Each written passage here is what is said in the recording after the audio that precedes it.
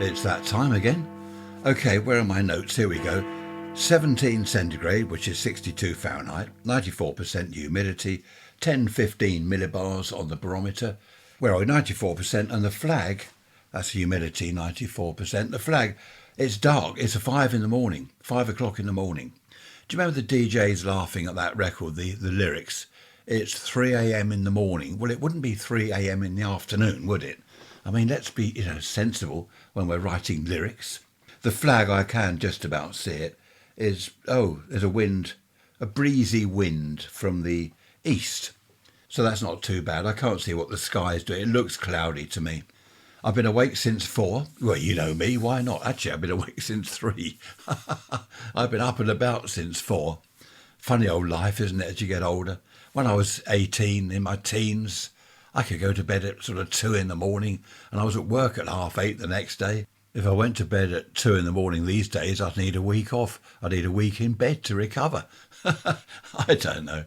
Anyway, Brooke, nice to hear from you, Brooke. A young lady called Brooke. That's a nice name. Brooke says that when she was young in the 50s, her mum didn't lock the door, her parents, during the day. You know, I was talking about locking doors and things. They didn't lock the door. They had their back door open. Not the front door, had the back door open. And she was at school. Her dad was at work and her mum had popped to the shops. Well, I say popped to the shops. She was gone a couple of hours, apparently. When she got back, the back door was still open. She went into the kitchen, looking round. Where is everything? Where's the kettle? The kettle's got... Someone's nicked the kettle. She went round the rest of the house. They'd cleared it. Furniture removers had been in. A neighbour said, I thought you were moving. We saw a furniture van emptying all your stuff and they drove off. That's not funny, is it, really? I've heard of this before, Brooke. I've heard of this happening. Furniture lorry turns up and empties all your house out. Neighbours thinking, what's going on? Are they moving? So that's not good. Brooke says, luckily, the furniture wasn't worth anything. It was only old stuff. It was more the inconvenience. So the moral of the story is... it wasn't always a good idea to leave your door unlocked. Well, I can see that. In fact, that reminds me, Brooke, of something that happened in my town. There was an electricity board shop, a showroom, and they got washing machines in the windows, vacuum cleaners, all this sort of thing. You go in there to pay your electricity bill. Local electricity board shop, you know. You might not know if you're living outside the UK, but that's what we had. A van turned up. 2 men went in their brown overalls. They had a clipboard with them. Is the manager around? No, he's not. Can I help? This lady said. Yeah, we come to pick up the washing machine in the window. Oh, don't know anything about that. And they said, well, look, could you just sign here? They had this clipboard, something all written out on there. And she said, well, I don't know. You can't just take it. I mean, what's going on? We've got no word of this. The manager's not here. She did sort of fight back a little bit. She didn't just say, yes, help yourself.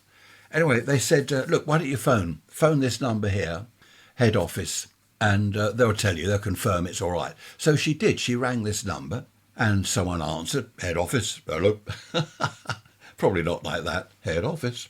And she said, hello, it's Worthing branch here. A couple of your men have turned up, blah, blah, blah. Yeah, that's right. Didn't you have the memo? No, she said, no, we didn't. No, that's fine. It's the washing machine, the certain make, model, blah, blah, blah. Anyway, it was all confirmed, so off they went with it. The whole thing was a scam.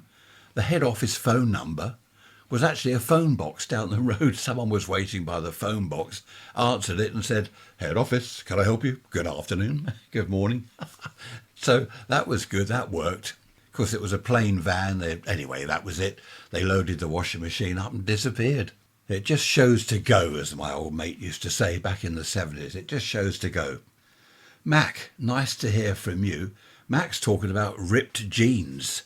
He's saying, and I agree, a lot of people agree, he's saying, why do people go to the shop and spend a lot of money on a pair of ripped jeans? Why not rip them yourself? I've asked people this. I've asked youngsters in the family this. Why don't you rip the jeans yourself? Oh, it's not the same. It's not quite the same. Some jeans that I've seen, the knee is sticking out, or both knees are sticking out as you sit down. Behind the knee, the jeans are sort of held on by thread.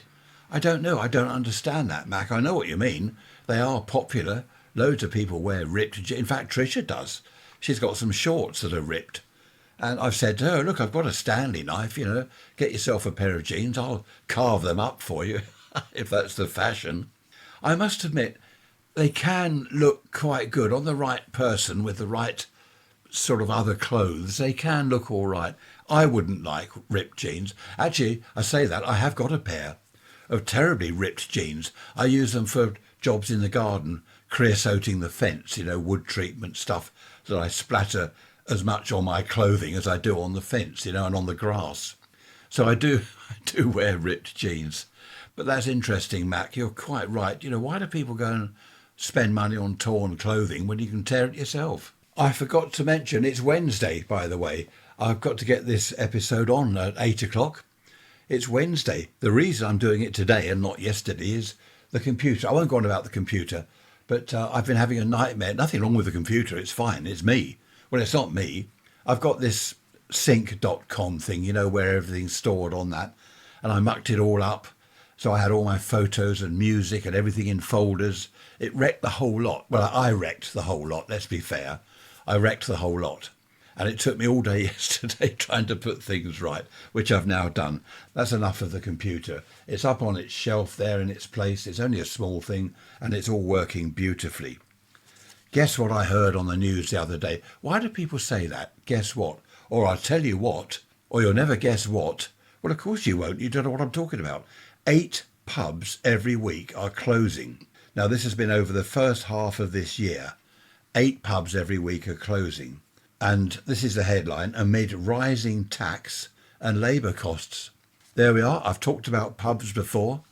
The hub of the community, the local gathering place, especially in a village pub.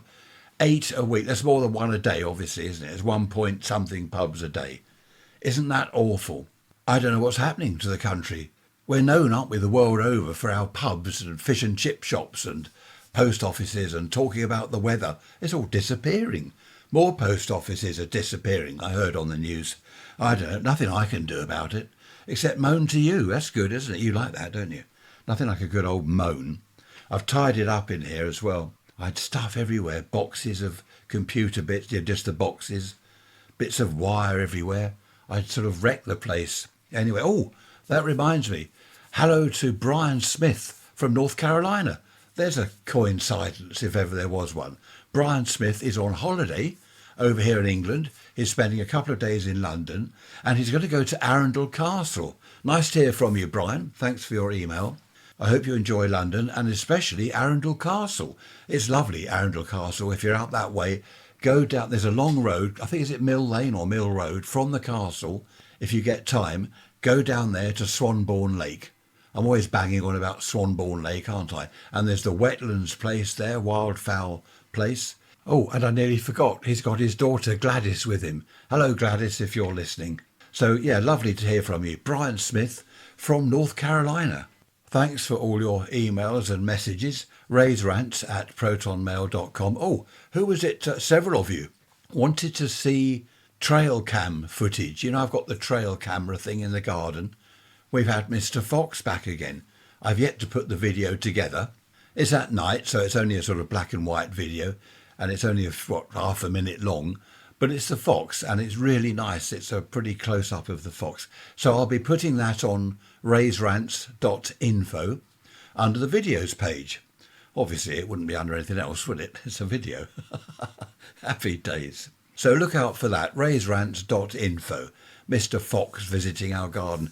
I don't know why he's becoming a bit of a regular visitor, because there's no food out. Well, there's bird food, but there's no food for him. There's only food for the birds, and he can't really get to that. We put some peanuts out, monkey nuts, for the squirrels, but of course they've all gone. The squirrels have those. So I don't know why Mr. Fox is becoming a regular visitor, but he's more than welcome. When I was a boy, here we go, when I was a boy, we didn't have foxes in the garden, around the streets, in the town or anything. You didn't see foxes. They were in the woods and the fields and the farmland, eating farmers' chickens and stuff. Why aren't they in the fields and woods and farmland now? Because the fields, woods and farmland, around here at least, has all been built on. It's all housing estates.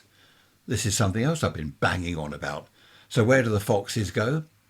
Around the streets, around the town, around people's gardens, looking for something to eat. If we carry on concreting over the land like this, I don't know what will happen. Well, either the island will sink, because we are on an island, all that extra concrete, it'll sink, won't it? Anyone believe that? No, I hope not. Of course it won't sink. But what's going to happen? As it is, people are concreting over their front gardens to make a parking place for the car or cars. What's going to happen? All the rain floods down the road like a river. It's got nowhere to go.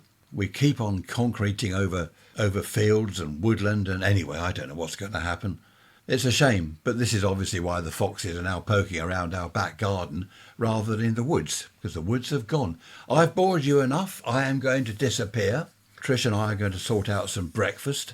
It's getting light now at last. It used to be light here, daylight, at 4 in the morning. A couple of months ago, was it? It used to be daylight here. The sun was coming up, or the light was coming up at least, 4 in the morning. 4:30 it was light. 5 o'clock, there's the sun. Now, dark at 5 o'clock, doom and gloom. I'll leave you on that note. No, I won't. Hope you've enjoyed listening to the episode. Love talking to you as always. Nice and quiet at this time of day. No traffic. I've got the window open. No traffic, no people out there with electric drills and saws and hammers and whatever else they do. It won't be long, another hour or two, they'll all be out there bashing around. I shall see you on Sunday. Be good. And if you're bad, you know what I'm going to say. Don't get caught. Thanks for listening as always. See you Sunday. Take care. Bye-bye for now.